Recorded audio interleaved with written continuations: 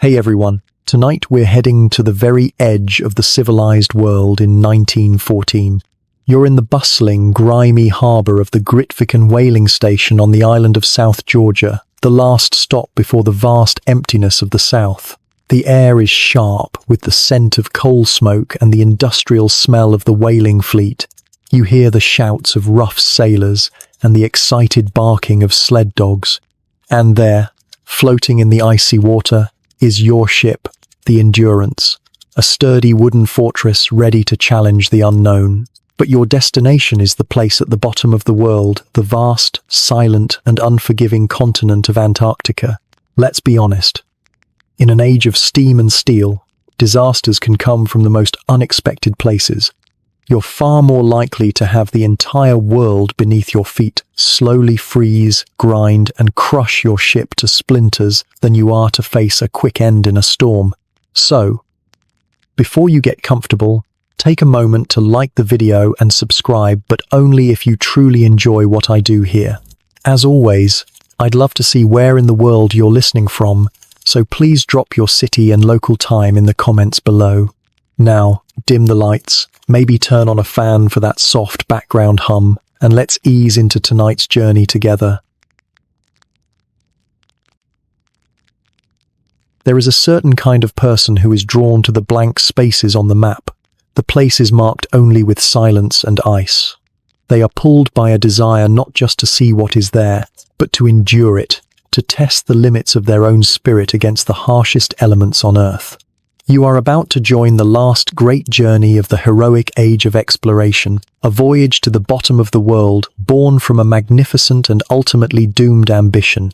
You are standing on the deck of a three-masted wooden ship, the air thick with the smell of coal smoke and the foul, oily scent of the Grytviken whaling station. It is December 5th, 1914. The rugged, snow-dusted mountains of South Georgia, a remote island in the southern Atlantic, loom over the harbour. This grim industrial outpost is the last bastion of civilization, the final stepping stone before the great, silent emptiness of Antarctica. The man who commands this vessel, and the unwavering loyalty of every soul on board, is Sir Ernest Shackleton. You see him now on the deck, a man in his prime at 40 years old, radiating an almost electric charisma. He is not a scientist or a naval officer. He is a born leader, an adventurer who has been to the Antarctic twice before and has come tantalizingly close to the South Pole himself. You can see in his eyes the restless energy, the powerful ambition to write his name in the final, unwritten chapter of polar exploration.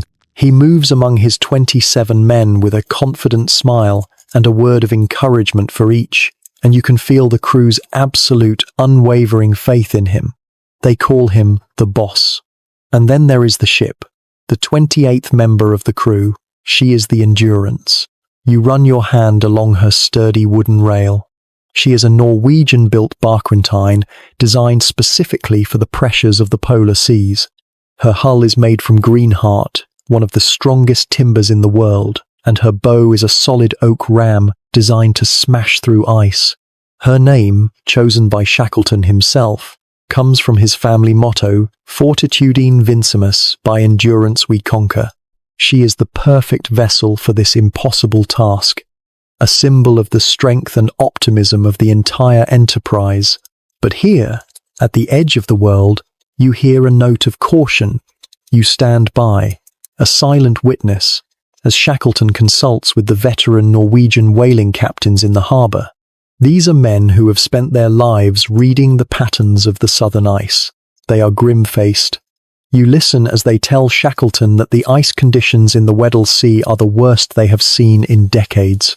They advise him to wait, to postpone the start of his journey until the season improves.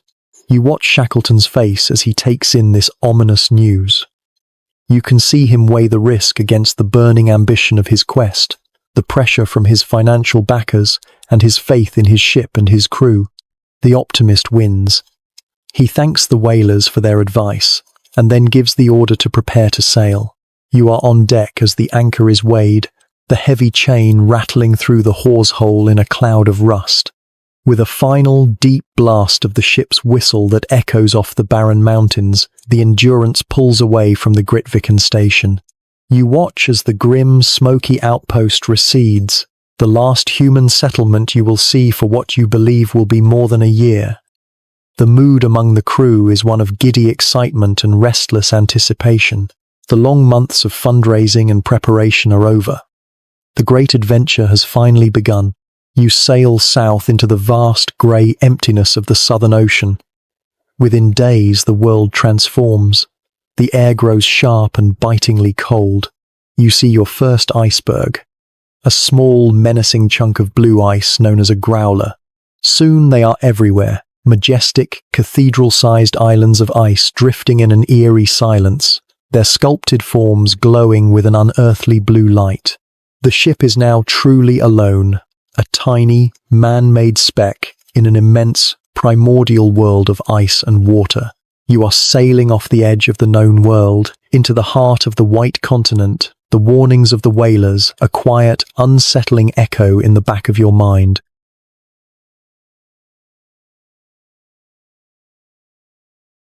The land has rules, the sea has currents, but the pack ice has a mind of its own. It is not a solid barrier, but a living, breathing entity, a white desert that shifts and groans and changes its mind. You are about to enter its domain, a world where maps are useless, and the only path forward is the one that the ice allows you to take, for a moment, before it closes behind you. Days after leaving South Georgia, you stand on the bow of the Endurance and see it, the main pack ice of the Weddell Sea. It is not the solid wall of a cliff, but a vast, shattered mosaic of white stretching to the horizon.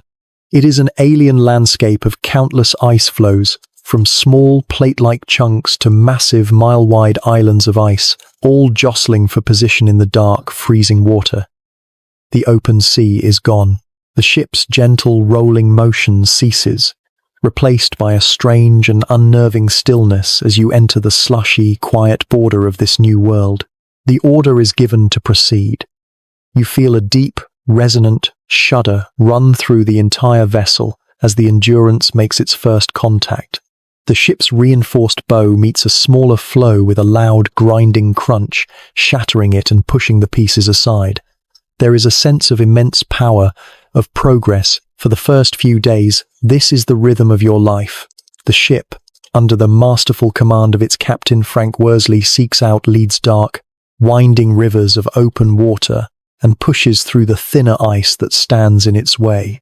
You find yourself in the crow's nest, the lookout barrel high on the mainmast, sharing a watch with Worsley. From this vantage point, the world is a stunning, terrifying chessboard. Worsley, his eyes narrowed against the blinding glare of the sun on the snow, is a grandmaster of this impossible game. He shouts commands down to the wheelhouse, guiding the ship through the ever-shifting maze. Hard a starboard, full ahead, now, steady as she goes. His skill is breathtaking. He seems to anticipate how the ice will move, how a lead will open or close, threading the 4-foot-long ship through gaps that seem impossibly narrow. But the ice is not a passive opponent.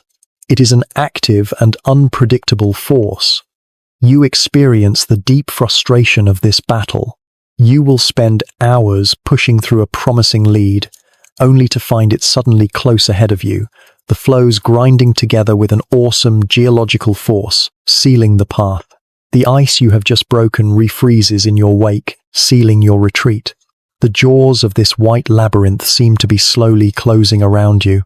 The atmosphere is one of both sublime beauty and constant, underlying menace. The sounds are unlike any you have ever heard. There is the high, screeching sound of two massive floes rubbing against each other, like a giant scratching a pane of glass. There is the deep, guttural groan of the pack shifting under the pressure of unseen currents. And then there are the moments when the ship is temporarily beset, the engines cut, and a silence so profound and absolute descends that you can hear the blood pounding in your own ears. You see sights of surreal beauty. An enormous iceberg, carved by the wind and sea into the shape of a Gothic cathedral, glows with an internal sapphire blue light. a group of penguins toboggans down a snowy slope on their bellies and plunges into the dark water. A large Weddell seal, undisturbed by your presence, lies sleeping in the pale Sunday. It is a world of immense, pristine beauty, and you are an intruder. Down on the deck, Shackleton maintains an air of unwavering optimism. You see him striding about, offering a cheerful word to the men, assuring them that such delays are to be expected. His confidence is the bedrock of the crew's morale. The men themselves are put to work when the ship is stuck, lining the rails with long, heavy poles, trying to push and pry the tons of ice away from the hull. The work is grueling, exhausting, and often futile. For over a month, this is your life. A slow, brutal fight for every mile south. Some days you make 60 miles. Other days you make less than one or are forced to retreat. The warnings of the South Georgia whalers have proven true. The ice is exceptionally thick and dense. The ship is powerful, Worsley's skill is immense, and the crew's spirit is strong, but the ice is infinite. Finally, in mid-January of 1915, after weeks of this relentless battle, you reach a point of no return. A sudden drop in temperature, the signal of the coming winter, freezes the loose pack around you into a single, solid, and inescapable sheet of white. The leads have vanished. The water has turned to stone. Shackleton and Worsley try for 2 more days to break free, ramming the ship against the ice, the engines straining until the whole vessel shakes. It is no use. On the evening of January 19th, you are on deck when the final order is given to let the fires in the engine go out. The thrumming heart of the Endurance falls silent, and in that sudden, deafening quiet, you understand you are no longer a ship navigating through the ice. You are a small, helpless object frozen within it, to be carried wherever the currents of the Weddell Sea may decide to take you. The jaws have closed.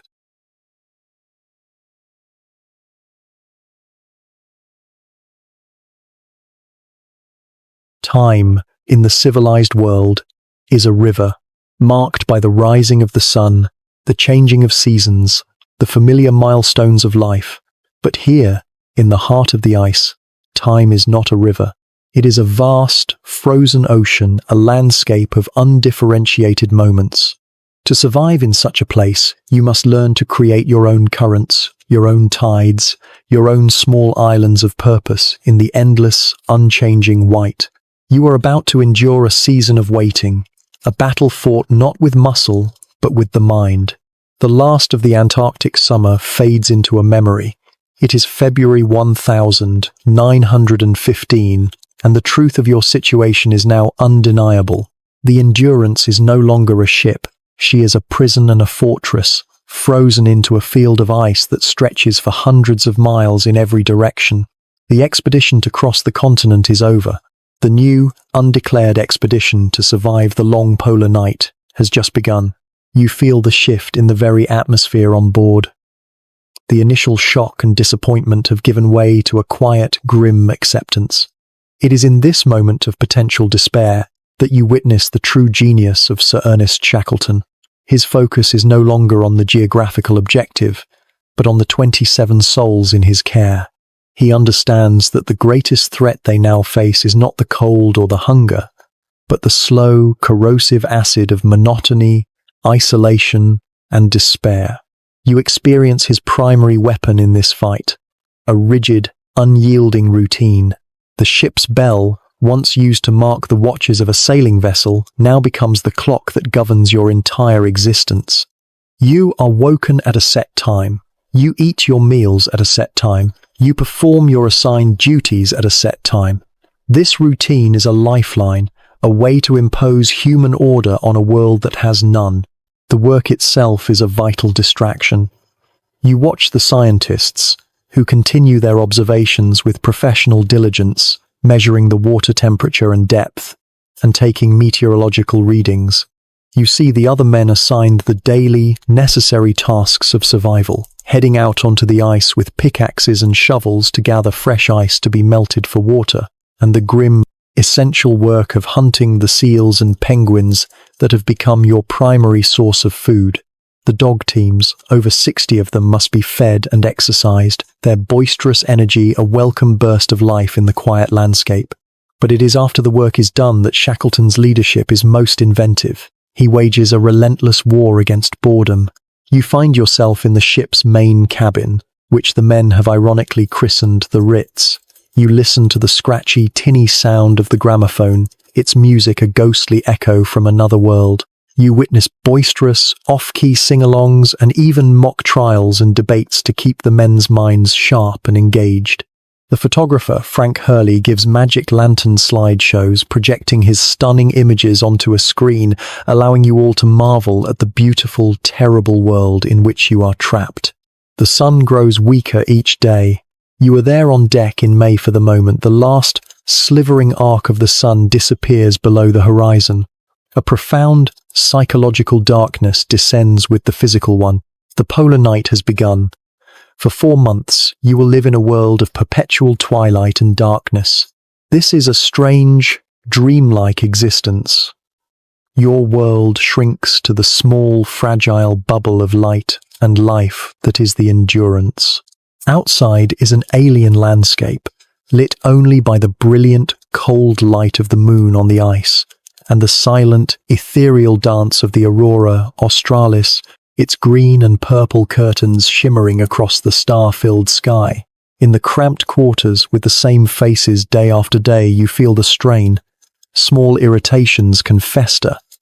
But Shackleton is a constant, watchful presence. You see him diffusing a potential argument with a well-timed joke, or taking a man who is growing quiet and withdrawn for a walk on the ice. His quiet encouragement, a potent antidote to despair. The great festival of the winter is Midwinter's Day, a traditional celebration for Antarctic expeditions. You witness the crew's determined effort to create a moment of joy. They decorate the Ritz, put on theatrical performances and skits, and enjoy the best meal they can muster. For a single night, the darkness outside is held at bay by the stubborn, determined warmth of human community. Finally, in late August, after months of darkness, you are on deck to witness a faint pink glow on the northern horizon. The sun is returning. It is a moment of almost religious significance. A weak, watery light returns to the world, and with it, a surge of hope. You have done it. You have survived the winter. You have won the quiet, internal battle against the crushing weight of the polar night.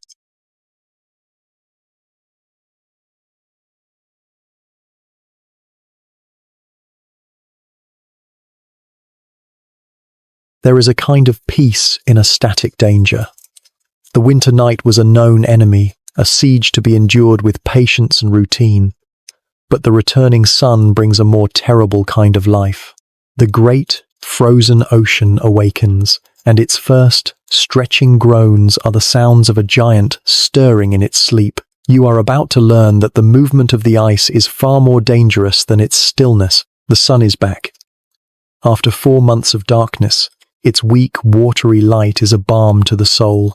You are on the deck of the Endurance as the days of September 1915 unfold, and you feel a cautious, fragile optimism blooming in the crew.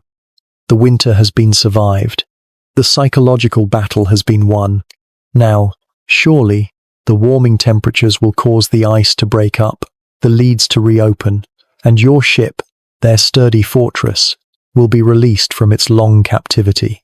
You hear the men talking excitedly, speculating on how long it will be before they are sailing in open water once again. But the spring melt does not bring release. It brings war. The ice does not simply vanish. It awakens.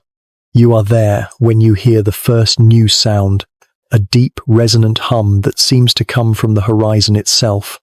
A sound that vibrates through the hull of the ship and into the soles of your feet. It is the sound of the entire ice pack, millions of tons of it, beginning to move.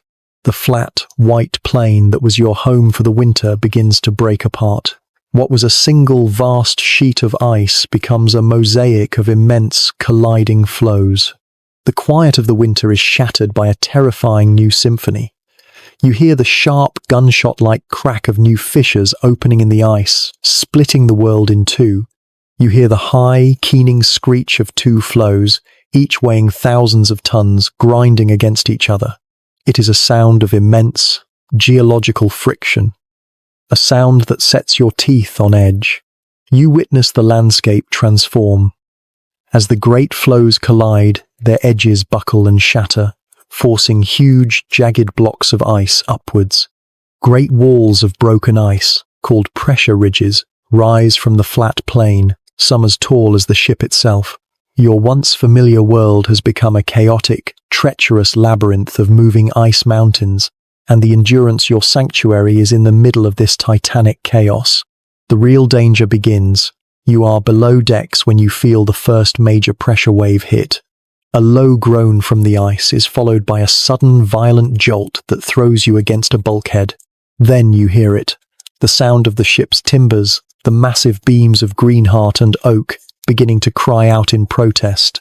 It is a sound like no other, a chorus of shrieks and groans, as the hull is squeezed between two colliding floes. You feel the immense, irresistible force of the ice pressing in, and you can only imagine the ship as a nut in a giant, slowly closing nutcracker. You rush to the deck. You see the ice piled up against the sides of the ship, its immense weight making the entire vessel shudder and heel over at a dangerous angle. But the ship holds. You witness the genius of her design as her rounded hull, instead of being crushed, is designed to be lifted upwards by the pressure. For a moment, the ship rises, groaning, freed from the worst of the squeeze. But then the ice recedes, and the ship slams back down into its icy cradle. These pressure events become a part of your daily life. They come without warning, at any hour of the day or night. The optimism of the spring is replaced by a constant, grim anxiety. The men speak in hushed tones, their eyes constantly scanning the ice, looking for the telltale signs of an approaching squeeze. One afternoon, a particularly violent pressure wave strikes. You hear a sound like a cannon shot as a massive timber near the stern splinters. Water begins to pour into the ship. The call goes out, all hands to the pumps. You join the men in a frantic, desperate effort, working the manual pumps for hours in the freezing cold, the water rising around your ankles.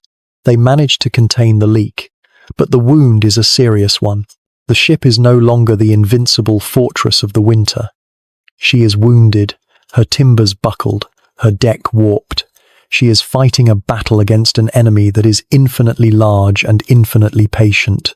You look at Shackleton's face. The cheerful optimism is gone, replaced by a grim, watchful resolve. He orders the sledges to be packed with essential supplies and the lifeboats to be made ready. Everyone knows what this means. He is preparing for the end. You are no longer waiting for the ice to release you. You are simply waiting for the final, fatal squeeze.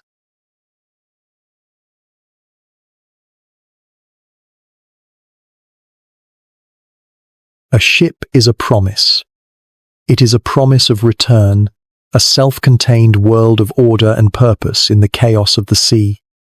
Its timbers hold the memory of home and the hope of a safe harbor. You are about to witness the death of such a promise, the slow, agonizing end of a vessel that was more than a ship. She was their entire world, and her death will leave them stranded in the void. It is late October 1915. For weeks, the Endurance has been a patient in a state of terminal decline. You have lived with the constant, grinding pressure, the groaning of her timbers, the steady, rhythmic clang of the pumps working to fight the endless leaks. The hope that the ice would release you has long since vanished, replaced by the grim, daily question of how much more the ship can take. Every shudder that runs through the hull, every high-pitched screech from the ice, feels like it could be the last. The final assault comes without ceremony. You are below decks, trying to find a moment of warmth, when a pressure wave of unimaginable force strikes the ship. It is not a groan this time. It is a violent, explosive convulsion. The entire world seems to lift and twist. You are thrown from your feet as you hear a sound like a series of cannon shots, the sound of the massive oak and greenheart timbers of the ship's sternpost. The very spine of the vessel, snapping like twigs. A cry goes up from the deck. You scramble topside into the blinding white light and witness a scene of total devastation. The ship's stern has been pushed high into the air, her rudder smashed to pieces. A huge slab of ice has torn through the hull, and the dark, freezing water of the Weddell Sea is pouring into the engine room. The deck is canted at a sickening angle. The ship is no longer a living vessel fighting for its life. She is a broken thing, a carcass being devoured by the ice. You see Shackleton, his face a mask of stone, moving calmly through the chaos to inspect the damage. He disappears below for a few minutes. When he returns, his expression is grim, but his voice is steady. He gathers the men on the tilting deck. "She's going, 'Boys,' he says, his words simple, direct, and utterly final. 'I think it's time to go.' In this moment, the core conflict of your long journey shifts. The battle to save the ship is over. The battle to save yourselves from utter despair has just begun. There is a moment of stunned, silent disbelief among the crew. This ship has been their home, their shelter, their only connection to the world for over a year. To abandon it is to step off into nothingness. But their discipline and their absolute faith in Shackleton holds. The order is given, and the work begins. The next few days are a blur of frantic, desperate labor. The goal is no longer exploration but salvage. You work alongside the men, your breath coming in ragged clouds in the freezing air as you struggle to rescue everything that might keep you alive. The lifeboats are the first priority, lowered precariously onto the unstable ice. Then come the sledges, the tents, the precious canisters of fuel for the cook stoves, and all the remaining food. It is during this chaos that you witness one of the most poignant acts of the entire expedition. You see Frank Hurley, the photographer, fighting his way into the flooded, semi-darkness of the ship's interior. He returns, wading through ice-cold water up to his waist, with the heavy wooden boxes containing his photographic plates, the priceless visual record of your journey. Shackleton knows they cannot possibly carry them all. He tells Hurley he can save only a selection. You watch this strong, stoic man sit down on the ice, open the boxes, and make an impossible choice. He holds up each glass plate to the light, decides its fate, and then, with a look of agony, smashes hundreds of his beautiful negatives on the ice, leaving only the 150 most essential images. It is an act of heartbreaking sacrifice, a distillation of your entire predicament. You must destroy parts of your past simply to have a chance at a future. You set up a new home on the ice, a short distance from the dying ship. It is a chaotic, pathetic-looking sight, a jumble of tents and mismatched supplies, which the men grimly christen dump camp. From here you watch the final death throes of the Endurance.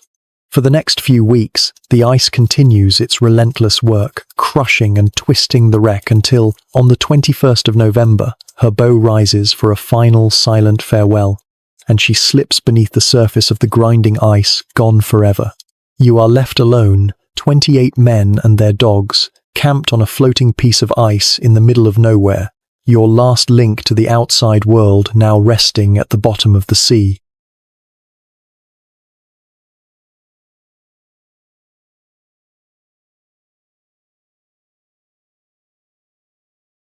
What is a home? Is it a structure of wood and stone, or is it something more? Is it the simple act of imposing order on a patch of chaos, of drawing a line and declaring, "Here we will live"? You are about to witness the birth of the most fragile home on Earth, a tiny kingdom of canvas and routine, built on the back of a frozen, wandering giant. The ghost of the Endurance haunts you. In the days following her sinking, you exist in a state of organized chaos at dump camp. The precious, salvaged supplies lie in chaotic piles on a rough, unstable patch of ice. The mood is one of shock, grief, and a profound, disorienting sense of homelessness. You look around at the jumble of crates, the half-pitched tents, and the faces of the men, and you understand that this is not a place to live. This is merely the site of a shipwreck. Shackleton knows this. His first priority is to find a new home, a piece of ice that can serve as a stable sanctuary for the long wait ahead. You join the scouting parties that set out from the camp. You walk for hours across a treacherous and alien landscape.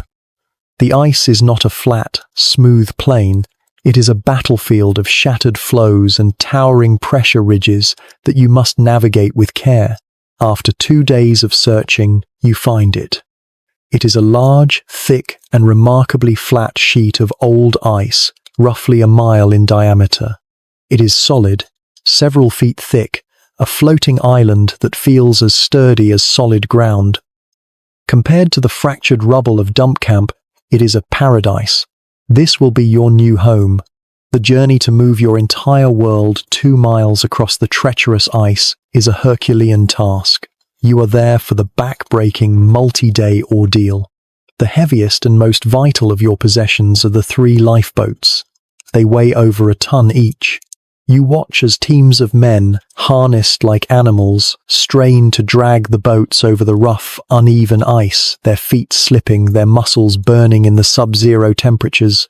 A path has to be hacked through the pressure ridges with axes and shovels. All the supplies must be relayed, load by grueling load. It is a period of intense, exhausting, and spirit-crushing labor, coming at the very moment when the men's morale is at its lowest. But finally, the work is done. You now stand on your new floe, your entire world contained within its boundaries. And you witness Shackleton's first act of leadership in this new era. He gives this place a name. It is not Camp Despair or Camp Survival. He christens it Patience Camp. The name itself is an instruction, a command, a philosophy for the long, uncertain months that lie ahead. You watch as they create a semblance of civilization out of the chaos. 5 sleeping tents are pitched in a neat row. A larger tent becomes the cookhouse, where the precious seal and penguin blubber is burned for fuel. Makeshift walls are built from snow blocks to protect the tents from the relentless wind. The dogs are tethered in their own area, burrowing into the snow to create what the men call dogloos. And the 3 lifeboats, your only fragile hope of escape, are placed in the center of the camp, a constant, sobering reminder of your ultimate goal. The old routine of the ship is immediately reimposed. You experience this new, strange life on the ice. The day is governed by the ringing of a bell. There is a time to wake, a time to eat the monotonous meals of seal steak, a time for chores. The primary work is hunting, a constant necessity. You watch the hunting parties go out, their success meaning the difference between a full stomach and a hungry night. You are living a life of profound contradiction. You have a home, a routine, a community, but your home is not stationary. It is a drifting kingdom, a piece of frozen ocean wandering at the mercy of the currents of the Weddell Sea. You are a citizen of nowhere. The world is a silent, unchanging landscape of white in every direction. The only sound is the howl of the wind, the excited barking of the dogs at feeding time, and the ever-present low groan of the ice. You have created a fragile bubble of human order, but you can never forget that it rests upon a foundation of pure, untamable chaos.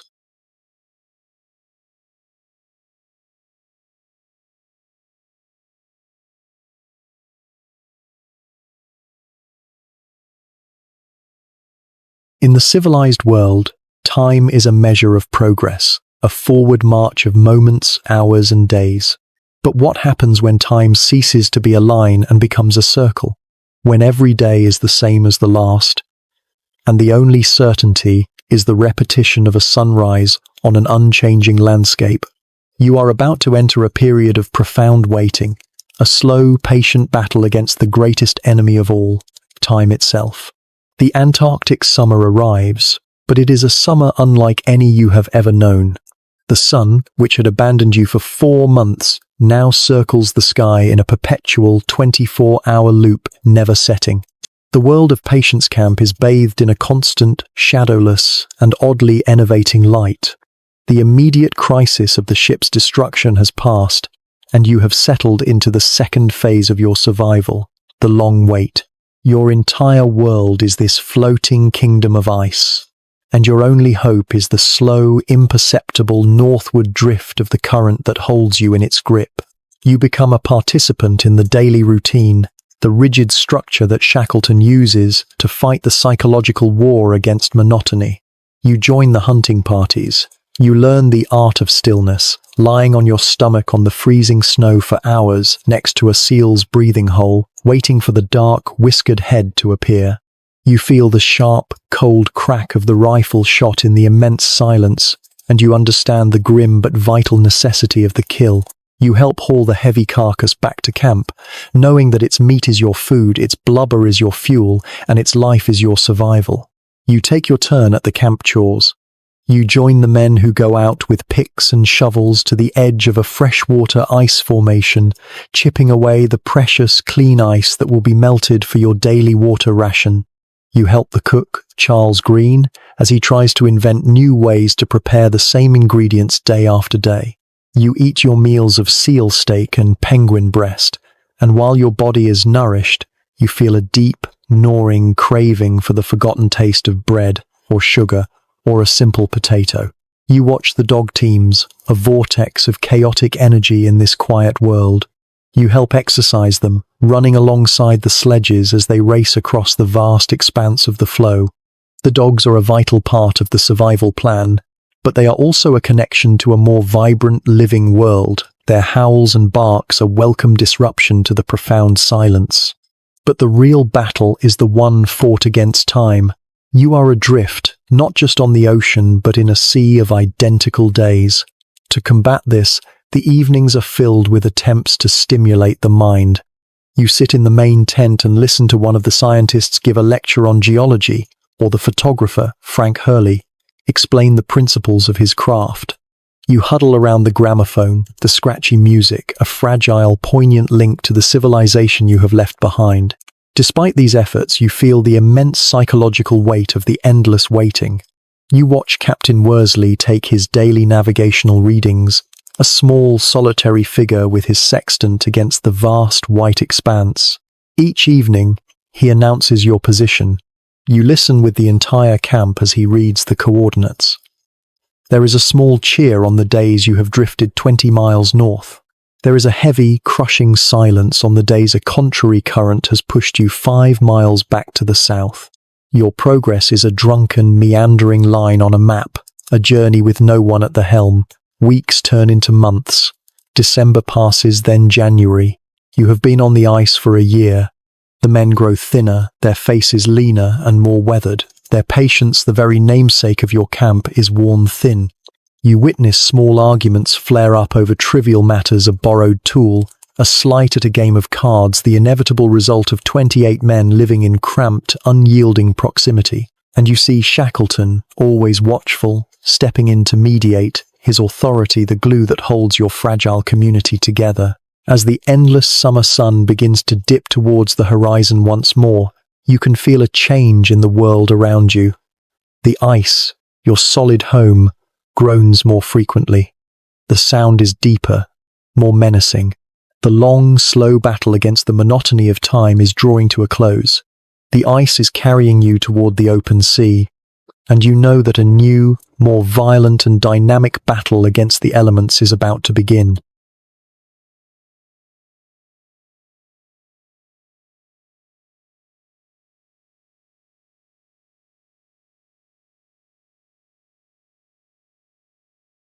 We build our lives on the assumption that the ground beneath us is solid and dependable. It is the most basic faith we have, a trust so deep it is rarely spoken. But what happens when that faith is shattered, when the world you have called home reveals itself to be a fragile, temporary crust over a deep and restless chaos? You are about to feel the floor of your world fall away. The long, slow drift has carried you north, into the warmer latitudes where the Antarctic winter begins to lose its grip.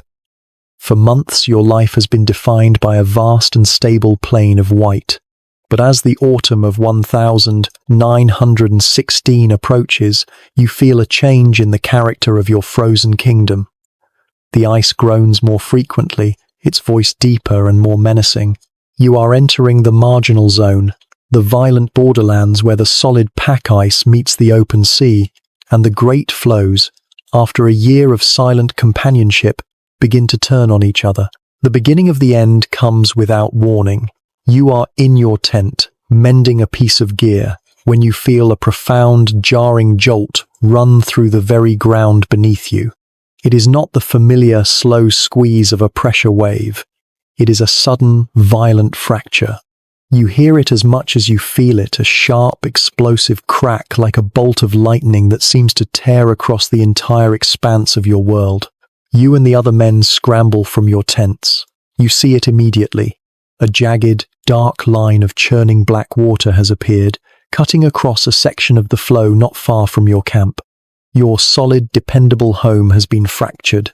The initial crack is a few hundred yards away, no immediate threat to the camp itself, but it is a terrifying omen. The giant is breaking.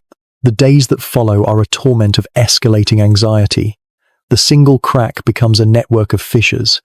Your mile-wide island of ice is being carved up by the relentless power of the ocean swell that is now rolling in from the north. The illusion of safety and stability you have so carefully constructed over the long months is disintegrating. You no longer trust the ground beneath your feet. You find yourself sleeping lightly, every new groan or crack from the ice bringing you instantly awake, your heart pounding in the darkness. The final catastrophe arrives in the middle of a meal. You are sitting with the others, eating your portion of seal steak, when a cataclysmic shudder rips through the floe. This time, the crack is not at a safe distance. It opens directly beneath you. The world splits in two with a deafening roar. What follows is a scene of controlled, desperate chaos, orchestrated by Shackleton's calm, authoritative commands that cut through the noise and fear. You leap into action, your mind focused only on the immediate, desperate task of survival. The ice beneath the dogloos splits, and the howling dogs must be pulled from the freezing water. The galley tent collapses as the ice beneath it shears away, sending precious supplies sliding towards the sea. But the absolute priority is the 3 lifeboats. They are your only hope. You join a team of men, your feet slipping on the wet, fractured ice, as you strain to drag one of the massive 1-ton boats away from a newly opened chasm. The ice is moving, tilting, breaking apart all around you. You work with a frantic, adrenaline-fueled strength, your world reduced to the simple, brutal tasks of pulling, pushing, and saving. You see one of the sledges, loaded with vital supplies, slide into the churning water and disappear forever. A sickening reminder of how precarious your existence has become. After hours of this desperate struggle, you find yourselves gathered on what remains of your home. It is no longer a vast, stable plain. It is a triangular raft of ice, a fraction of its former size, and it is littered with the chaotic jumble of whatever you managed to save. Your neat, orderly patience camp is gone, a memory swallowed by the sea. You stand on the edge of your shrinking island, looking out at what was once a solid, white world. It is now a terrifying, moving landscape of broken, grinding ice and dark, menacing water. The long, patient battle against time is over. A new, more immediate and violent war has begun. You are no longer waiting for your home to carry you to safety. You are simply trying to survive its complete and utter disintegration.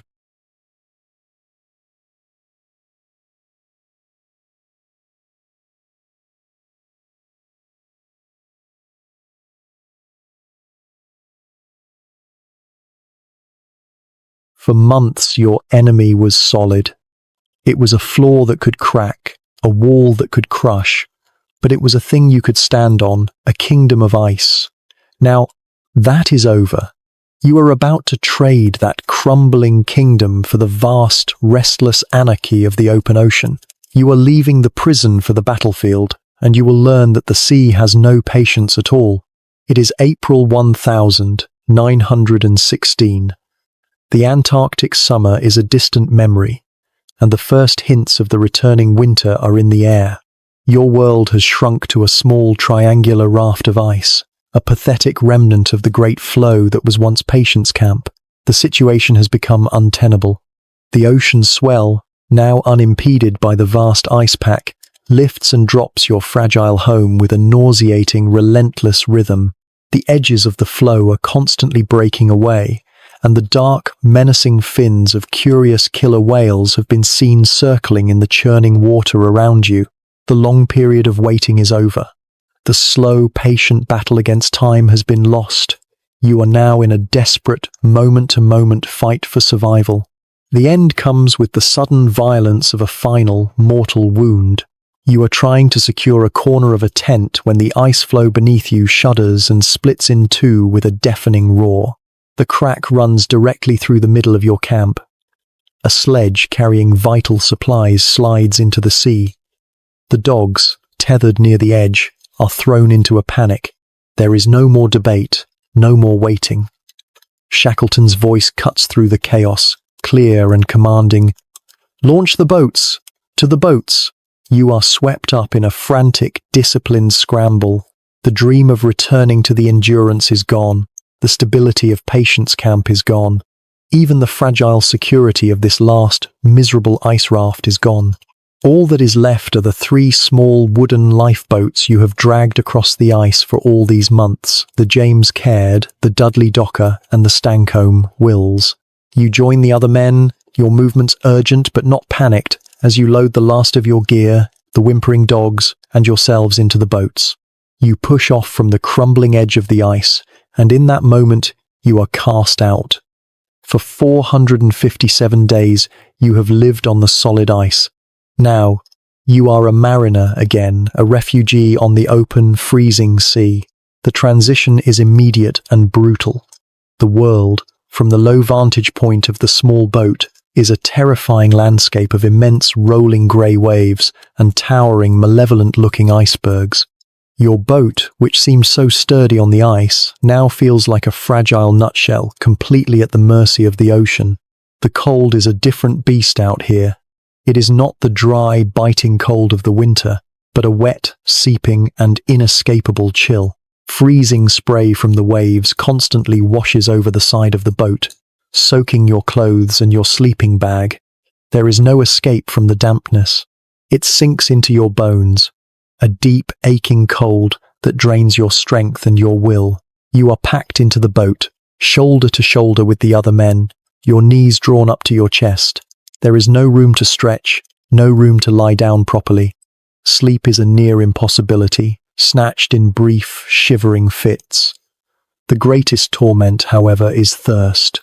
You are surrounded by an infinite amount of water, but all of it is undrinkable.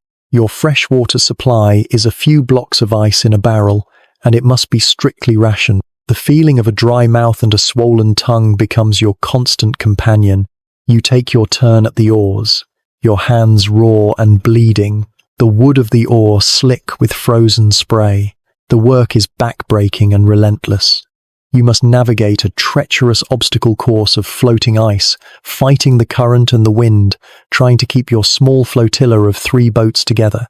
You look over and see the other boats, rising on the crest of a massive wave one moment and disappearing completely into a trough the next. At night, it is a vision of hell. The temperature plummets. Your clothes, soaked from the day's spray, freeze solid. The oars become coated in a thick layer of ice.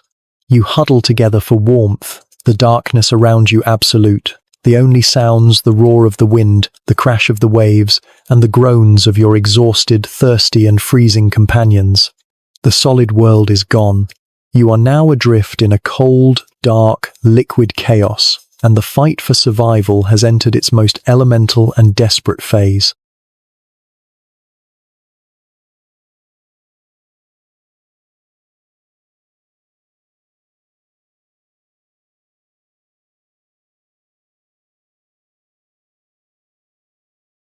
Hope can be a complex thing, a tapestry of plans and ambitions, but desperation is simple. It is a single, burning point of light in an overwhelming darkness.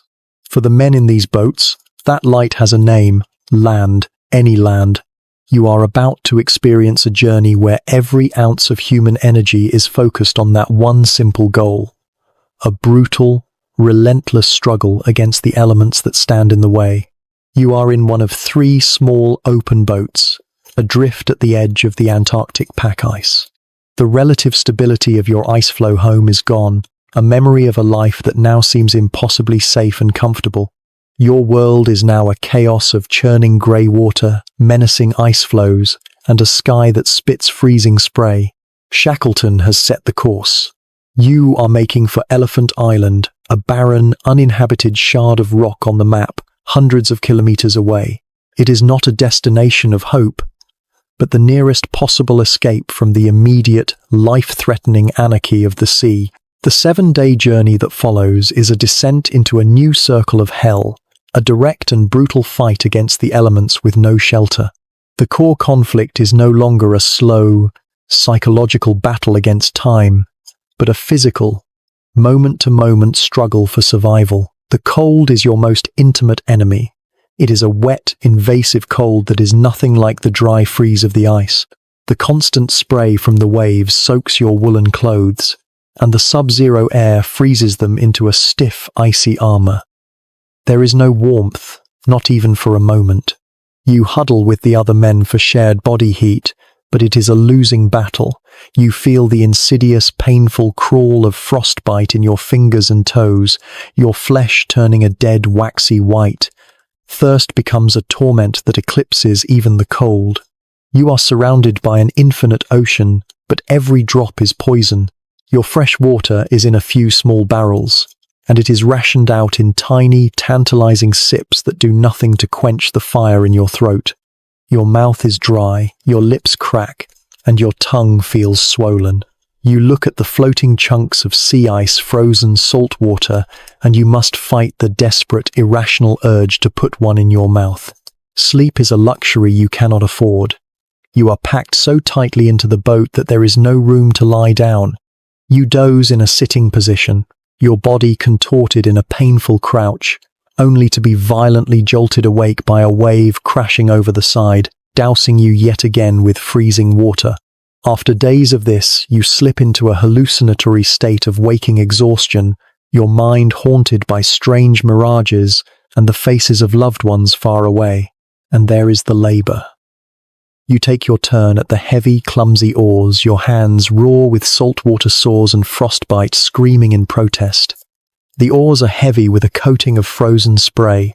The work of rowing through the choppy, ice-strewn sea is a monumental, back-breaking effort that seems to have no effect against the power of the wind and currents. You witness Shackleton, his face now gaunt and etched with the strain of command, but his eyes still burning with an unyielding resolve.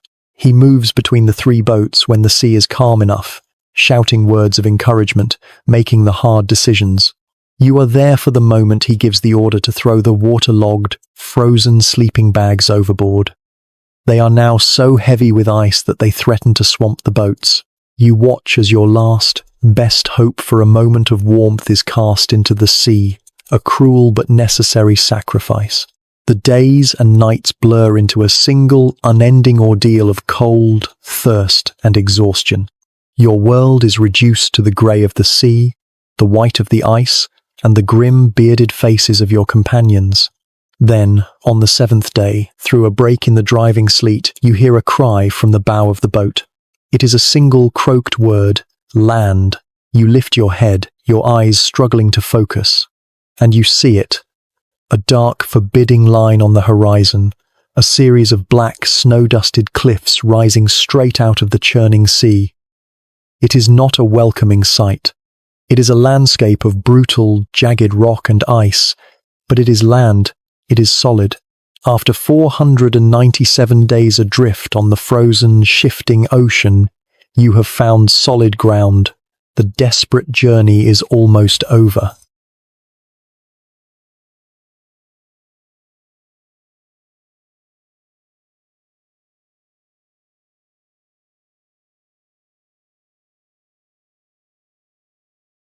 For a person lost at sea, the word land is a prayer.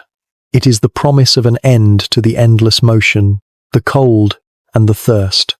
It is the dream of solid, dependable ground beneath your feet. But what happens when you finally reach that promised land, only to find that it is not a sanctuary, but merely a larger, more permanent cage? You are about to set foot on a shore that is both a miraculous salvation and a place of profound despair.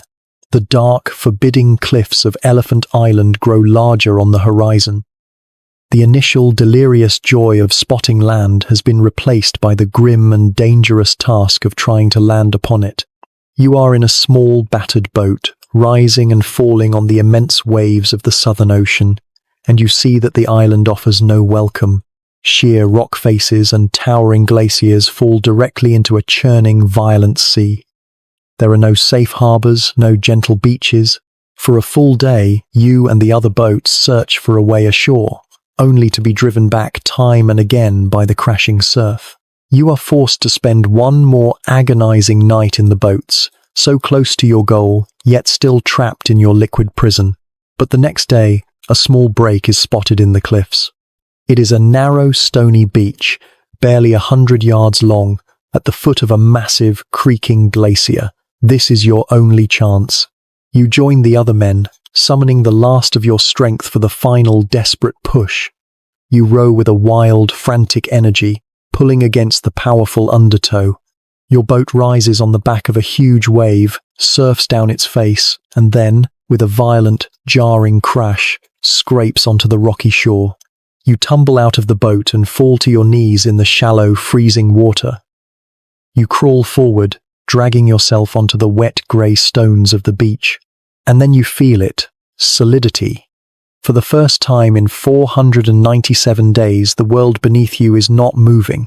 It is still, it is solid, it is real. You press your face against the cold, wet stones of the beach, a profound, shuddering wave of relief washing over you. You are on land. The endless, nauseating motion is over. The immediate, terrifying threat of the sea has been vanquished. You look around at the other men. It is a scene of raw, primal emotion. Men are laughing with a wild, hysterical edge. Men are openly weeping, the tears freezing on their bearded, gaunt faces. Some are simply lying on the ground, as you are, their hands splayed out, as if to reassure themselves that the land is truly there. One of the men finds a small stream of fresh water running down from the glacier. You crawl towards it, cup your raw, bleeding hands, and bring the water to your lips. The taste is the most exquisite thing you have ever experienced. It is clean, cold, and pure. The torment of thirst that has plagued you for a week is over. In this moment, on this barren, freezing shore, you feel a joy so intense and absolute that it is almost painful. You have survived. You have reached a safe harbor. But as the initial delirious euphoria begins to fade, it is replaced by a slow, creeping, and much colder reality. You get to your feet, your sea legs making you stagger like a drunkard, and you take in your new home. The beach is a narrow strip of dark rock and ice, hemmed in by the impassive black cliffs and the groaning blue-white face of the glacier behind you. Before you is the churning grey expanse of the sea. The wind howls constantly, a relentless, shrieking gale that cuts through your tattered clothes. There is no shelter. There is no vegetation. There is nothing here but rock and ice and wind. You watch as Captain Worsley, after a few hours of rest, takes out his navigational instruments. He confirms your position. You are on a desolate, uninhabited island, hundreds of miles from any shipping lanes. No one in the entire world knows you are here. The chance of a ship accidentally passing and rescuing you is effectively zero. The terrible truth of your situation settles over the crew. The immense relief of being on land is tempered by a new, more profound, and more patient kind of despair. You have escaped your small, moving prison of the lifeboats, only to be stranded in a much larger, stationary one. You are safe from the sea, but you are still hopelessly, completely, and utterly lost. That evening, you huddle with the other men around a small, sputtering fire made from seal blubber. The manic energy of the landing is gone, replaced by a deep, somber exhaustion.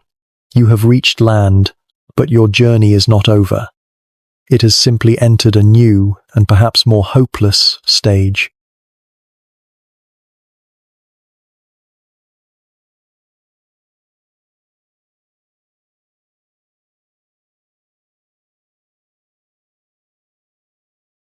Logic is a tool for a world that makes sense. It is a map for a known territory. But what do you do when you find yourself in a place beyond all maps, in a situation where logic offers only one grim conclusion? You must abandon logic and embrace a different kind of navigation, a desperate, irrational course. You must embrace the forlorn hope. The initial, manic relief of your landfall on Elephant Island has long since evaporated, replaced by the grim reality of your new prison. You have traded a moving cage of ice for a stationary one of rock. Days turn into a week. You and the other men have created a makeshift shelter, turning two of the lifeboats upside down on a pair of low stone walls, a cramped, dark, and foul-smelling space they call the sty. You feel the cold hand of a new, more profound despair begin to grip the camp. The Antarctic winter is returning with a terrifying speed.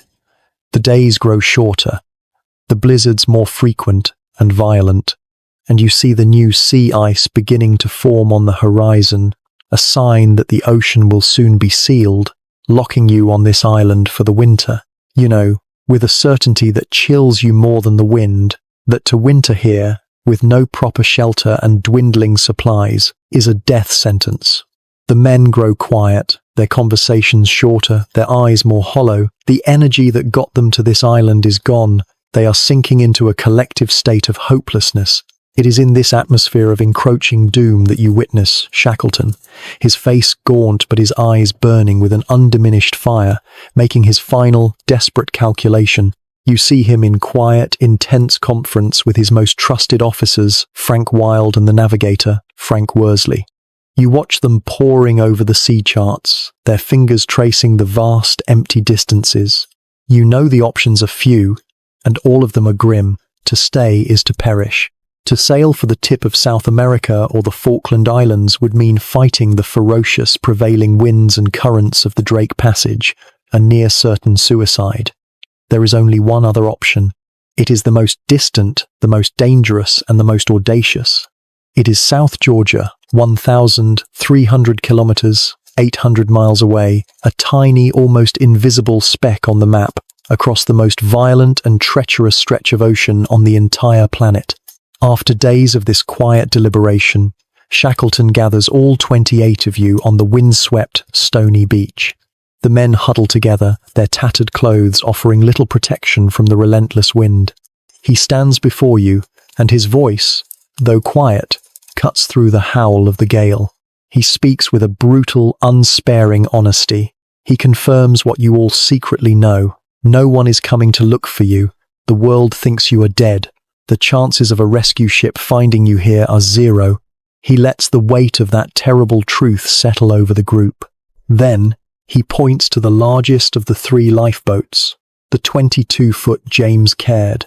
"We are going to take that boat," he says, his voice calm and full of an unshakable confidence, "and we are going to sail to South Georgia." He tells you he will take a crew of 5 men, and that when he gets there he will turn around and come back for the rest of you. He looks each of you in the eye. "I will come back for you," he says. You hear his words, and your logical mind screams that it is impossible. You look at the James Caird. It is little more than an open boat, a fragile collection of wood and nails. You look out at the raging grey sea, at the mountainous waves that crash against your shore. To attempt such a journey in this tiny vessel across that ocean is not a plan. It is a fantasy. It is a suicide mission. This is the core conflict of the moment, a battle fought in the heart of every man on that beach.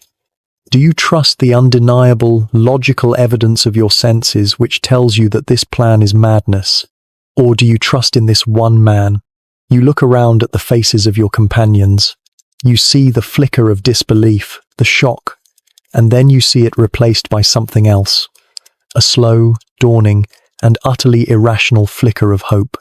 Their faith in the boss is the one thing that has not been broken by the ice or the sea.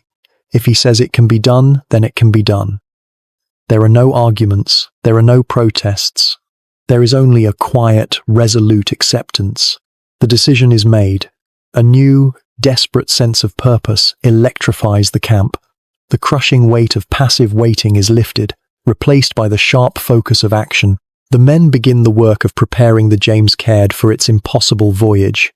You have placed your lives in the hands of a plan that defies all reason, a 1-in-a-million chance. But it is the only chance you have.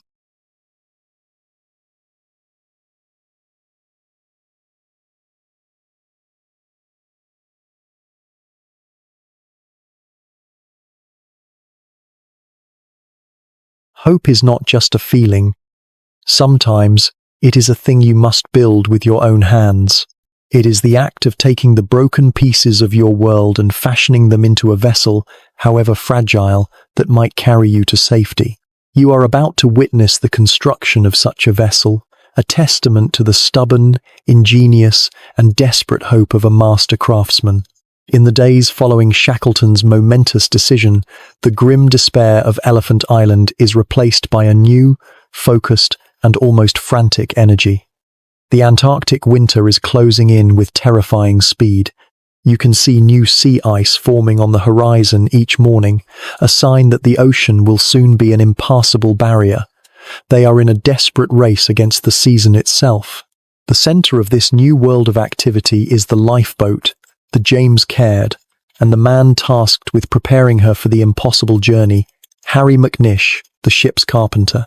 You watch him, a gaunt, bearded figure, his hands gnarled and raw from the cold, as he undertakes the most important work of his life. He is a man who had, in the long months on the ice, sometimes clashed with Shackleton, but all dissent is forgotten now. He works with a quiet, fierce, and utterly focused dedication. You know that the James Caird, a 22-foot open lifeboat, is in no way fit to sail the Southern Ocean, the most violent stretch of water on the planet. McNish must somehow transform it into a vessel that can withstand hurricane-force winds and waves the size of small hills. His materials are the pathetic scraps salvaged from the wreckage of their old life. You see him using the wood from packing crates and the runners from a sledge to build up the boat's sides, raising them to give more protection from the waves. His greatest challenge is to build a deck. You watch as he constructs a makeshift curved frame over the top of the boat and stretches pieces of canvas across it, but the canvas is not waterproof. You witness his grim but ingenious solution.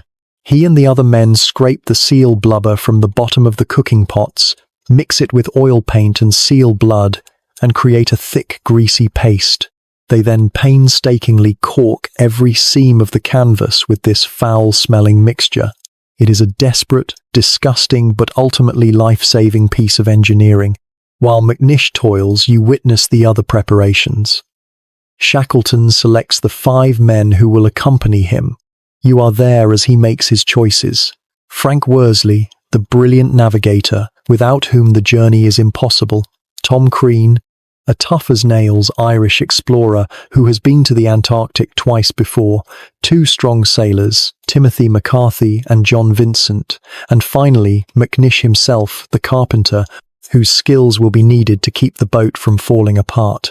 You see the quiet, profound disappointment on the faces of those who must stay behind, but you also see their understanding. This is not a voyage of honor. It is a mission for survival. On the morning of April 24th, 1916, the boat is ready. A small break in the relentless storms offers them a window to depart. You are there on the stony beach for the final somber farewell. The 22 men who are being left behind gather to see the 6 voyagers off. There are no grand speeches.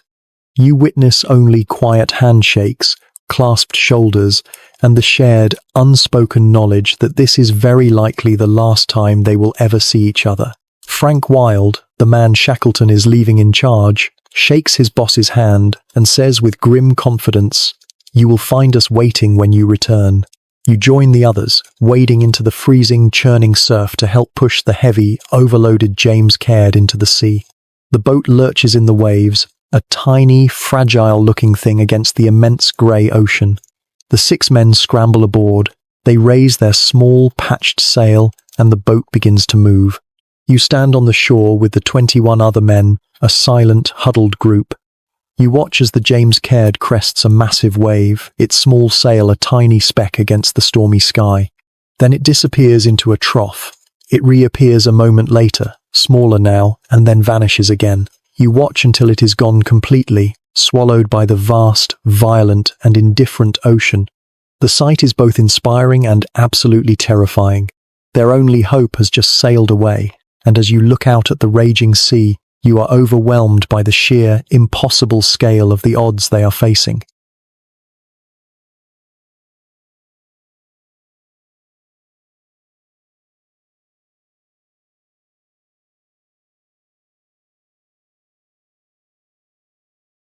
There are places on this earth where nature has not yet been tamed, where the raw, elemental power of the planet is on full display. The Southern Ocean is such a place. It is a realm of colossal winds and waves that circle the globe, unchecked by any landmass, a factory of storms. You are about to enter the heart of this wilderness, to face a power so immense that survival itself becomes an act of defiance. The first few days of your journey aboard the James Caird are a blur of misery. The boat is a cramped, wet, and freezing prison, tossed about on a heavy, rolling sea. You are in a constant state of numb exhaustion, your body aching from the cold and the unnatural, contorted positions you must hold for hours on end. But this, you are about to learn, is merely the calm before the storm. You are on watch with Worsley when you notice the change. The sky, which has been a uniform slate grey, begins to darken to a bruised, sickly purplish black on the horizon. The sea, which was already rough, takes on a new and menacing character. The long, rolling waves become steeper, their tops breaking into angry whitecaps. And the wind, a constant, moaning companion, begins to rise in pitch, changing from a moan to a high, piercing shriek that tears at the boat's small sail. Worsley's face, already grim, becomes a mask of deep, professional concern. He knows these signs. You are sailing directly into a hurricane. What follows is not a battle, it is an ordeal.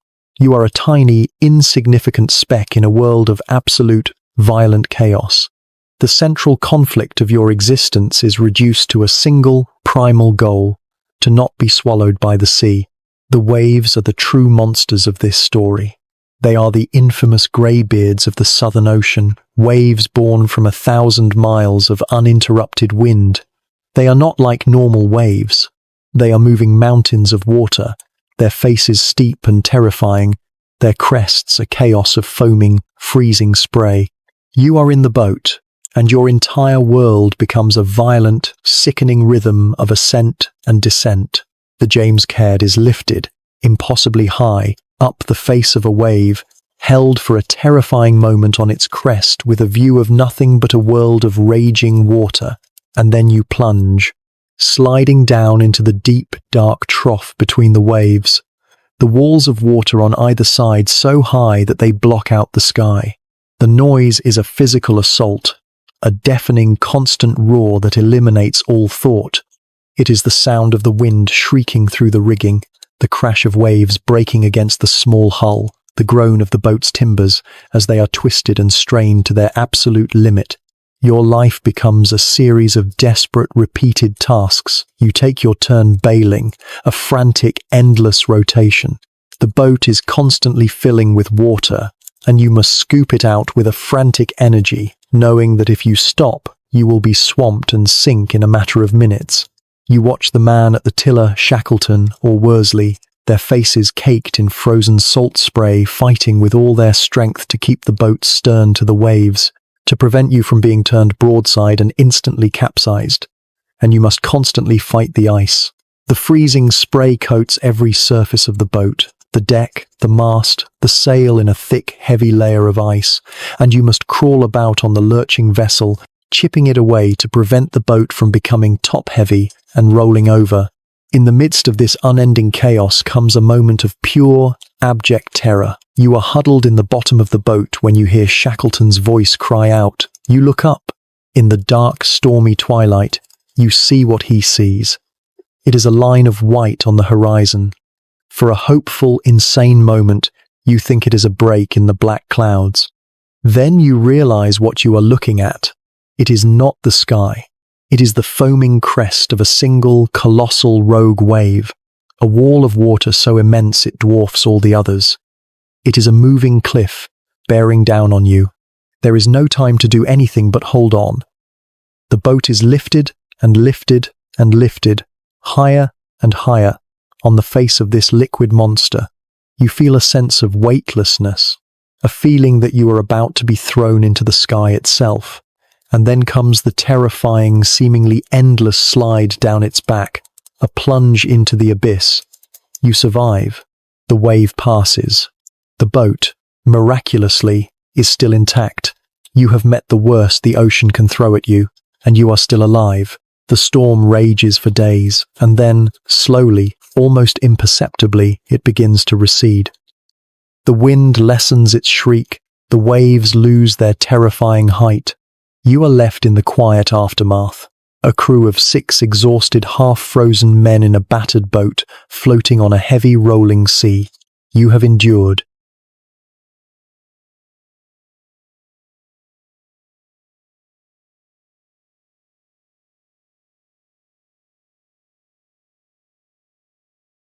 To be lost is to be without numbers.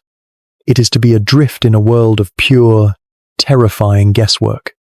In such a state, a single, reliable number, a latitude, a longitude, is a form of salvation. It is an anchor of reason in an ocean of chaos, a thin, mathematical thread leading you home. You are about to witness the desperate, almost impossible search for such a number. In the grey, rolling aftermath of the great storm, you are adrift in every sense of the word.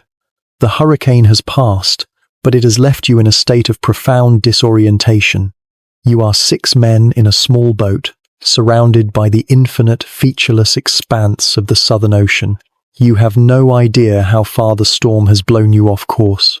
Are you north of your intended track? South? Has the current pushed you too far to the east? You are a tiny needle, and South Georgia is a microscopic fleck in a haystack that stretches for 1,000 miles. To miss it is to sail on into the empty Atlantic, a slow and certain death.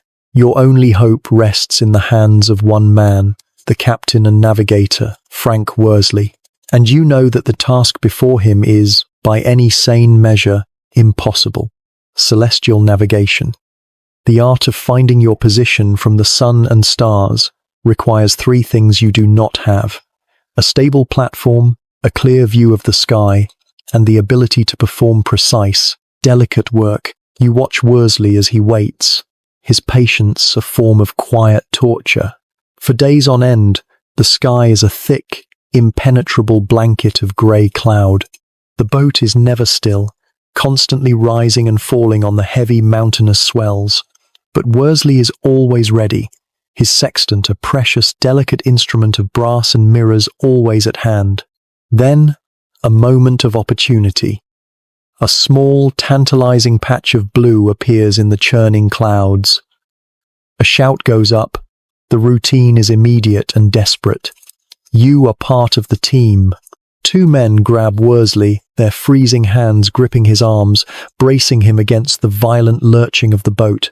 He raises the sextant to his eye, which is raw and red from the constant salt spray. His task is to stand on a wildly unstable platform and, in the few seconds before the sun disappears again, measure the precise angle between the moving horizon and the moving Sunday. It is a feat of almost superhuman skill and balance. He gets a reading. It is a single fleeting measurement, a tiny piece of data snatched from the heart of the chaos, and then the sky closes in again. This happens only 4 times in the entire 16-day journey. 4 brief moments are all he is given to save your lives. With a precious number scribbled down, Worsley must then perform the second part of the miracle. He crawls under the makeshift canvas deck into a space so cramped and low that you cannot even sit upright. You are in this tiny, dark, and foul-smelling hovel with him. The air is thick with the smell of damp reindeer hide sleeping bags and the lingering stench of the blubber stove. Outside, you can hear the constant roar of the sea. Here, in this chaotic, lurching space, you witness the central conflict of your journey laid bare, the desperate struggle of order against chaos. Worsley lays out his damp, salt-stained navigational charts. His fingers are so numb with cold that he can barely hold the pencil. But in his mind, he is no longer in this wretched boat. He is in the pure, clean, and predictable world of mathematics. You watch in awe as he works through the complex equations of spherical trigonometry, his mind a beacon of pure logic in a world of raw, untamable power. He is imposing the beautiful, abstract certainty of science onto the brutal physical chaos that is trying to kill you. After what feels like an eternity, he emerges from the darkness, his face grim, but his eyes holding a new certainty. He gives Shackleton a new course to steer, a single line on a map drawn from a point of almost impossible calculation. You have no way of knowing if he is right. No one does. The world outside the boat looks exactly the same. But the mood has changed. You are no longer guessing. You are no longer adrift. You have a direction. You have placed your faith not in a god, but in the skill of your navigator and the timeless, unwavering laws of mathematics.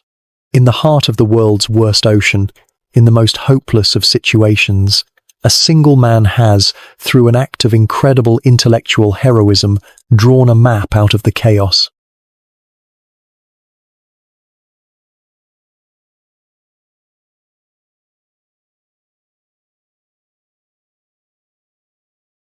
What is a safe harbor?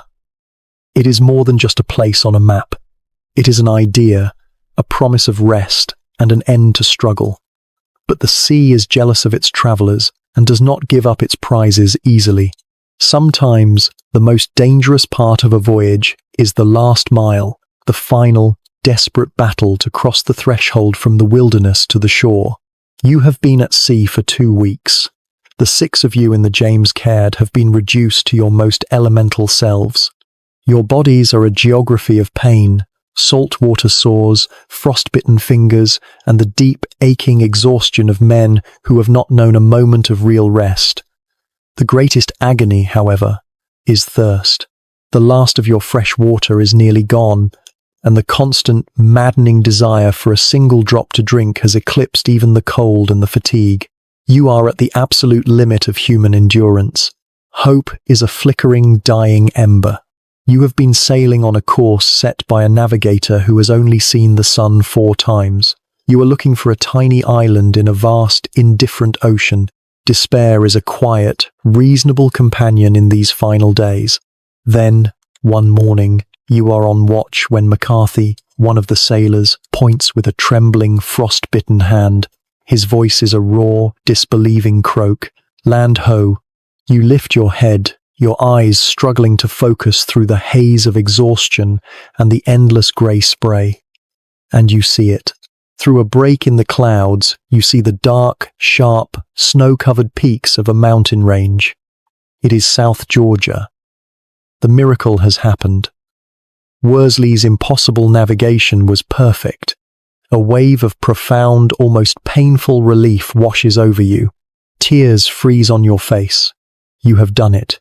You have crossed the Southern Ocean in a 22-foot boat. You are saved. But your elation is short-lived. As you sail closer to the island, the weather, which had been merely hostile, turns apocalyptic.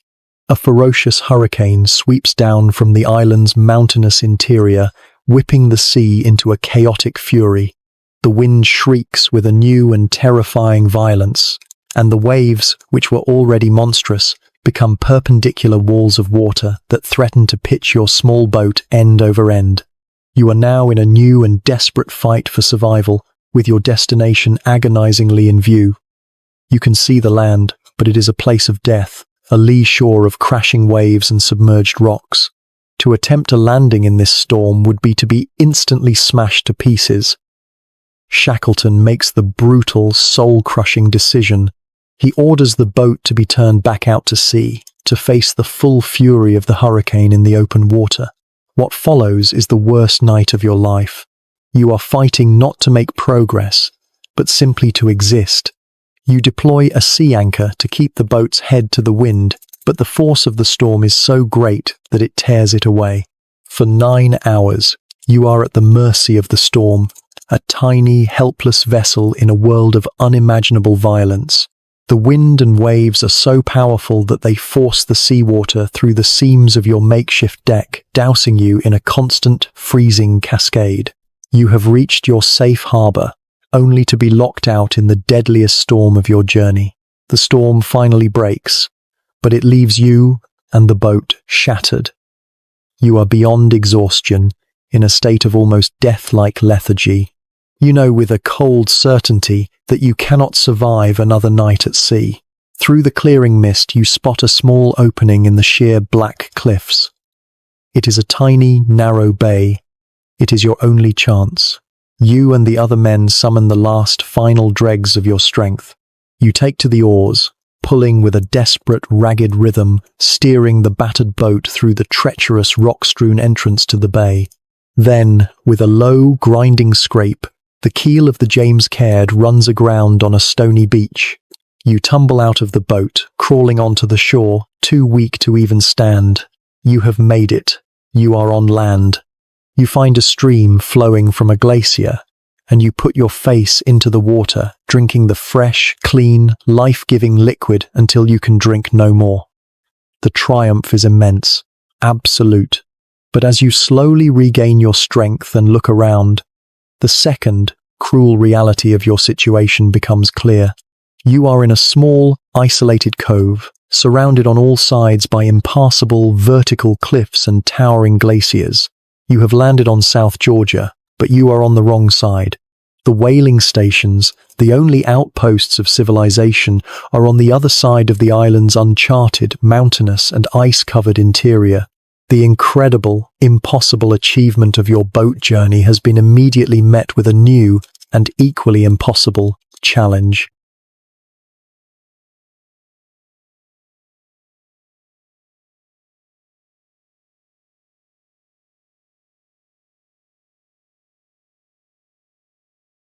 Sometimes, the final test is not a monster or a storm.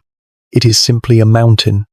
After surviving the crushing ice and the raging sea, the last barrier is a simple, brutal geography of rock and ice. There are no more clever solutions, no more miracles of navigation. All that is left is to put one foot in front of the other, a final, desperate test of the body against the unyielding land. You are on a desolate beach on the west coast of South Georgia. For several days, you and the other 5 survivors of the James Caird have been recuperating in a small cave, subsisting on albatross chicks and seal meat. You have quenched your thirst and rested your weary bodies, but your sanctuary is also a prison. You are surrounded by impassable cliffs and glaciers, and the battered lifeboat is in no condition to face the sea again. The whaling stations, your only hope, lie on the other side of the island. The only way out is over. You are a silent witness to Shackleton's final desperate gamble. He decides that he, Worsley, and the indomitable Tom Crean will attempt to cross the island on foot. The other 3 men, who are weaker, will remain in the relative safety of the cove. You watch their meager preparations, a testament to the sheer audacity of their plan. They have no tent and no sleeping bags, as the weight would slow them down. Their plan is to cross the 32 miles of uncharted, mountainous, and glaciated terrain in a single, non-stop push or die trying. You watch them prepare their gear, a 50-foot length of rope, a small primer stove with just enough fuel for a few hot meals, and a carpenter's adze to serve as a makeshift ice axe. For traction on the ice, you see them hammer the screws from the lifeboat's timbers through the soles of their boots to create crude makeshift crampons. And then, in the pre-dawn darkness, you set out with them. You are the 4th, silent member of this desperate party. The journey begins with a climb up a steep, frozen waterfall and onto the glaciers that cover the island's interior. You are in a world of immense, silent beauty and terrifying danger. The sun rises, and the glare on the endless snowfields is blinding. You feel the thin, biting cold of the high altitude. The only sounds are the crunch of your feet on the snow, the bite of the adze into the ice, and the ragged, heavy breathing of the three men. You navigate a treacherous maze of deep, hidden crevasses, the men roped together for safety. A thick, disorienting fog descends, reducing your visibility to just a few feet. You are lost in a white, featureless void, but Worsley, with his uncanny sense of direction, guides you on with only a compass and the memory of the slope of the land. Hours turn into a day. You do not stop. To stop is to freeze. You feel the bone-deep exhaustion setting in, a weariness so profound it is a physical pain. Your feet, damaged by frostbite and encased in frozen, hardened leather boots, are a source of constant, agonizing torment. As dusk begins to fall, you find yourselves at the top of a steep, snow-covered mountain. You are freezing, exhausted, and the darkness is closing in. To try and descend the treacherous slope in the dark would be suicide. It is in this moment of utter desperation that Shackleton makes one of the most audacious decisions of his life. He looks down the steep, snowy slope. "It's a devil of a risk," you hear him say, "but we've got to take it." He coils the rope into a makeshift toboggan for the three of them to sit on. You watch as they push off, launching themselves into the void. You feel the terrifying, exhilarating rush as you plummet thousands of feet down the mountainside in a matter of minutes. It is a reckless, life-or-death gamble, and it works. You arrive at the bottom, shaken but alive, having saved hours of precious time. You push on through the night, your bodies screaming for rest. You are now automatons, driven forward only by a primal will to survive. After more than 30 hours of non-stop, agonizing effort, you are at the absolute limit. Despair, for the first time on this trek, begins to creep in, and then you hear it, through the cold, thin air, a faint, distant sound. It is a steam whistle. You stop, thinking you are hallucinating, your mind broken by the exhaustion, but you hear it again. It is the 7 a.m. work whistle from the Stromness whaling station. It is the first sound of the industrial, human world you have heard in almost 2 years. It is the sound of your salvation. The sound fills you with a final, superhuman burst of strength. You begin the final descent, stumbling, sliding, and crawling towards the source of the sound. The chapter of your impossible journey is nearly at its end.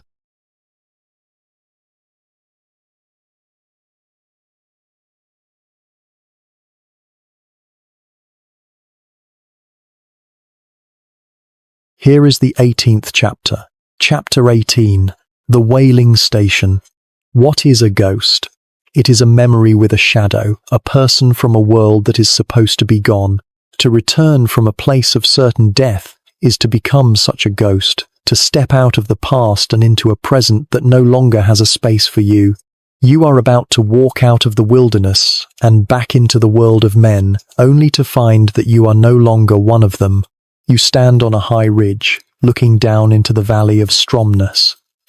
Below you is the whaling station, a small, dark cluster of buildings spewing smoke into the crisp morning air. It looks like a toy village, a fragile miniature of the world you left behind almost 2 years ago.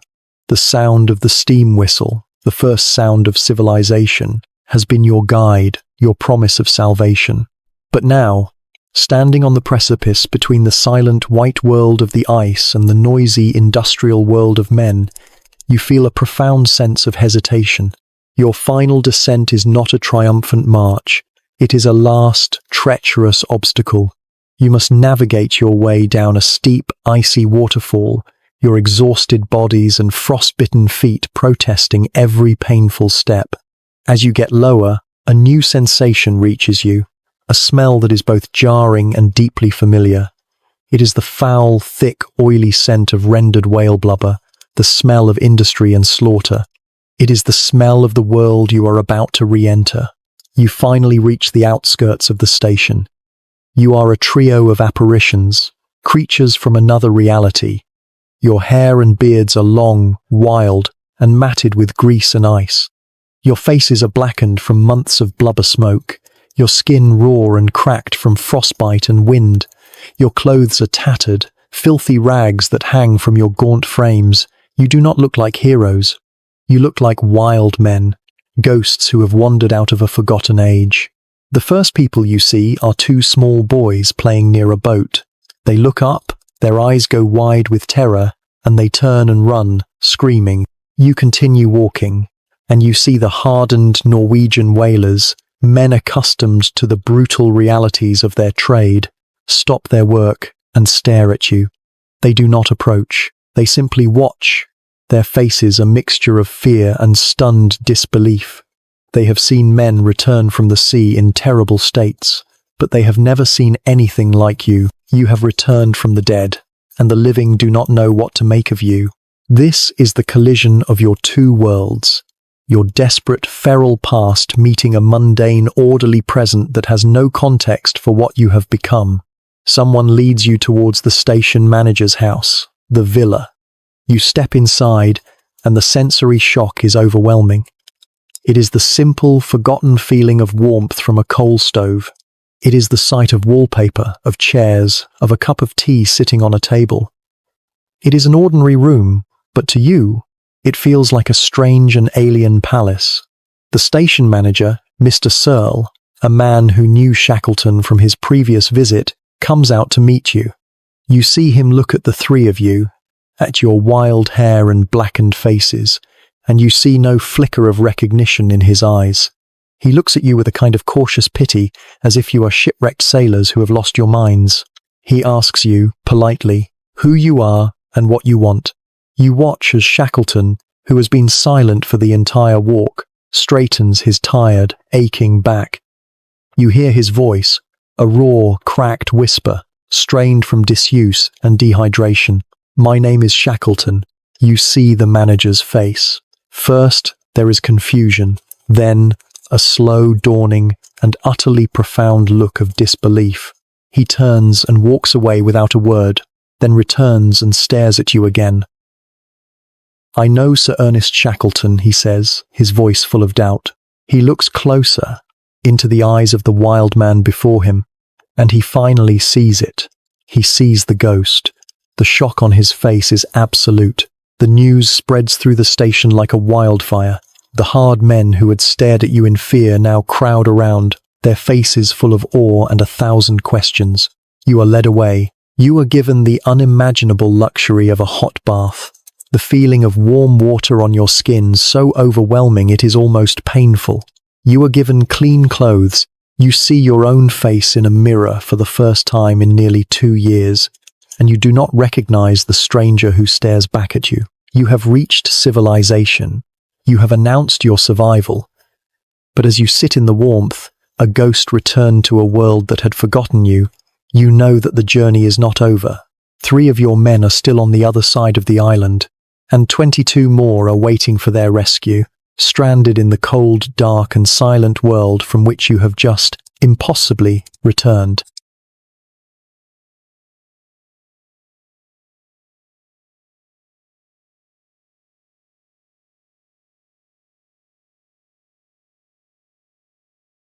What is harder, to face the storm in a small boat, or to watch that boat disappear into the storm from a barren shore, waiting for a rescue that may never come? The 6 men in the James Caird had a destination, an active purpose. But for the 22 men they left behind, the journey was an internal one. You are about to return to Elephant Island, to endure the longest and coldest of waits, a battle fought in the frozen stillness of the heart. Your journey leaves the warmth and civilization of the whaling station behind, traveling back across the phantom miles of the Southern Ocean. You are back on the desolate, windswept beach of Elephant Island, in the moments after the James Caird has disappeared over the horizon. You stand with the 21 other men, a small, marooned tribe, and you watch the raging grey sea that has swallowed your only hope. The feeling is a profound and terrifying mixture of pride in their courage and the stark, cold fear of your own abandonment. It is here that you witness the quiet, unassuming leadership of Frank Wilde, Shackleton's second in command.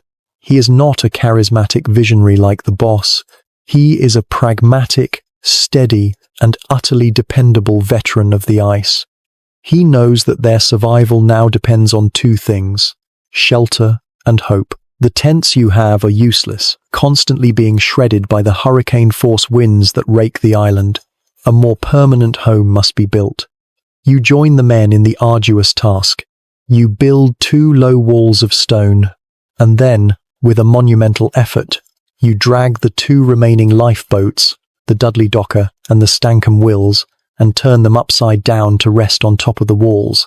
You use the canvas from the tattered tents to create a roof between them. The resulting shelter, which the men grimly christen the Snuggery, is your new home. You crawl inside. It is a low, dark, and cramped space, barely 5 feet high. It is perpetually filled with the thick, greasy smoke from the blubber stove, which blackens your face and coats every surface with a layer of sticky soot. The melting snow from the roof drips constantly, ensuring that nothing is ever truly dry. It is a foul and miserable dwelling, but it is a shelter. It keeps the worst of the wind at bay. Here, you begin the long wait. Life becomes a monotonous, grinding routine. The primary task is the hunt for food. You go out to the shoreline in the howling gales to hunt the penguins and seals that are your only source of nourishment. As the Antarctic winter sets in, the penguins migrate and the seals become scarce. You are reduced to foraging for limpets on the shoreline and boiling seaweed to create a thin, unappetizing broth. You feel your body slowly deteriorating. Your clothes, worn for over 1.5 years and constantly damp, begin to rot away from your skin. Your faces and hands are blackened by soot, your hair and beards matted with grease. The lack of food and the relentless cold leave you in a state of perpetual, weary weakness. You witness the surgeon performing a necessary amputation of a man's toes, which have succumbed to gangrene, using the last of the chloroform while the other men sing to drown out his cries. But the greatest battle is the one against despair. This is where Frank Wilde's genius lies. Every single morning, without fail, as the men awaken in the dark, smoky hut, you hear his voice, steady and certain. "Lash up and stow your gear, boys," he says. "The boss may come today." It is a daily ritual of hope, a stubborn refusal to accept that you have been forgotten. He keeps you busy. You play endless, grimy games of cards in the dim light of a blubber lamp. You mend your rotting clothes. You listen as someone reads from a salvaged encyclopedia. And every day you scan the northern horizon, looking for the impossible sight of a ship's smokestack. May passes. Then June, the month of midwinter, of total darkness. Then July. The sea is now choked with a thick barrier of pack ice, and your logical mind tells you that no rescue is possible. The hope that sustained you begins to feel like a cruel joke. You see men growing more silent, more withdrawn, retreating into a private world of despair. You feel the temptation yourself, the desire to simply lie down and give up. It is now, in the depths of the winter, that the daily ritual of the boss may come today becomes most vital. It is an act of pure, defiant faith against the overwhelming logical evidence of your hopeless situation. You cling to those words as a dying man clings to a final flickering candle in an infinite darkness.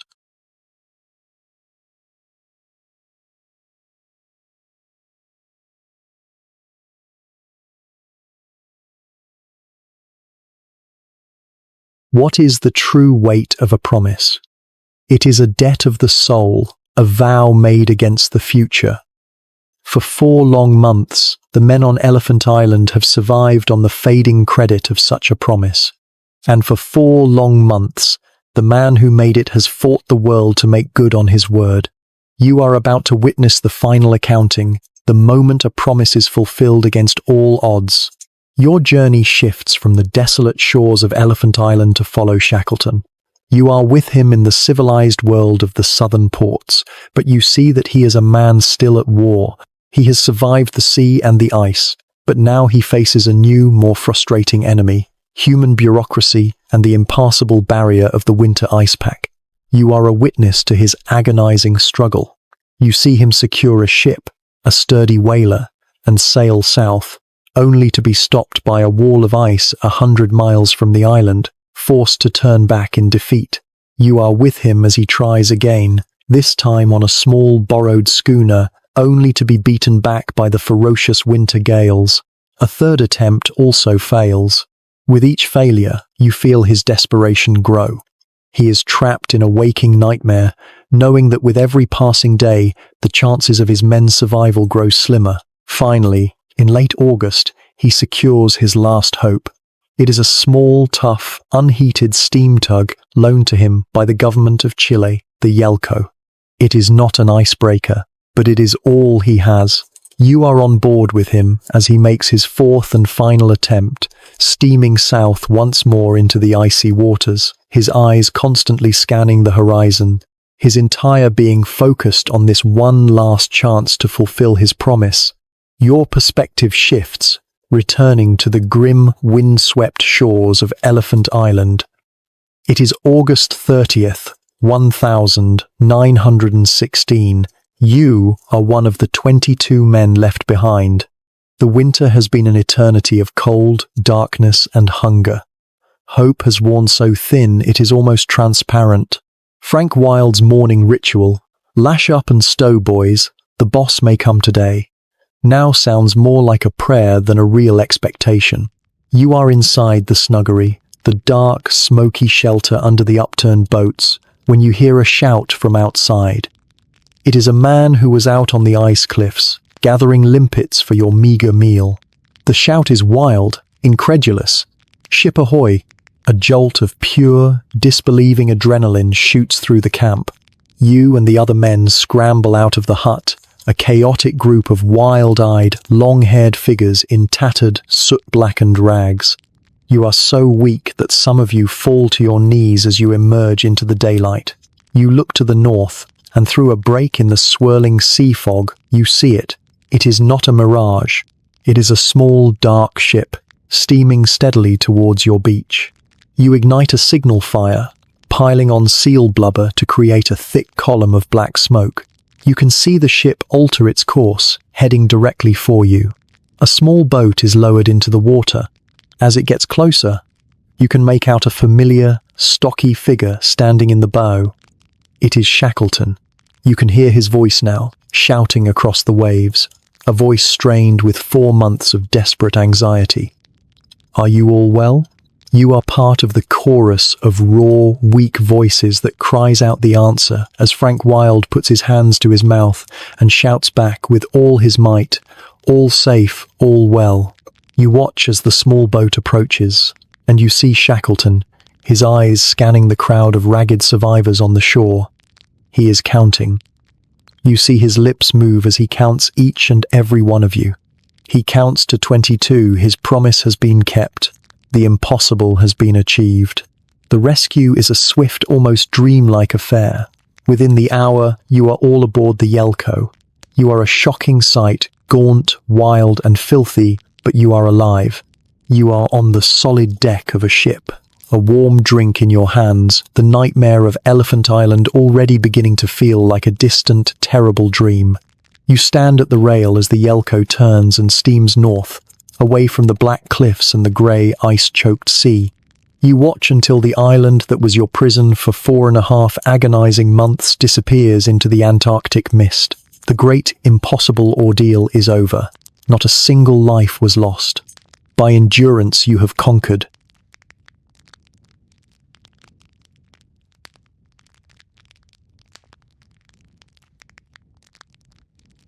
And so, with all 28 men safe, our journey with the Endurance expedition comes to an end. It's a story that stands as one of history's greatest testaments to leadership, resilience, and the incredible power of a promise kept against all odds. Thank you so much for joining me on this long journey into the ice and back again. If you enjoyed this story and appreciate the calm, immersive style of this channel, a simple like or a subscription is always deeply appreciated and helps our community grow. I'd love to read your own thoughts on Shackleton's incredible feat of leadership in the comments below. And if you have another historical journey you'd like to take, please feel free to share it. My wish, as always, is that this story has given your mind a quiet and interesting place to wander as you drift off. Until next time, sleep well.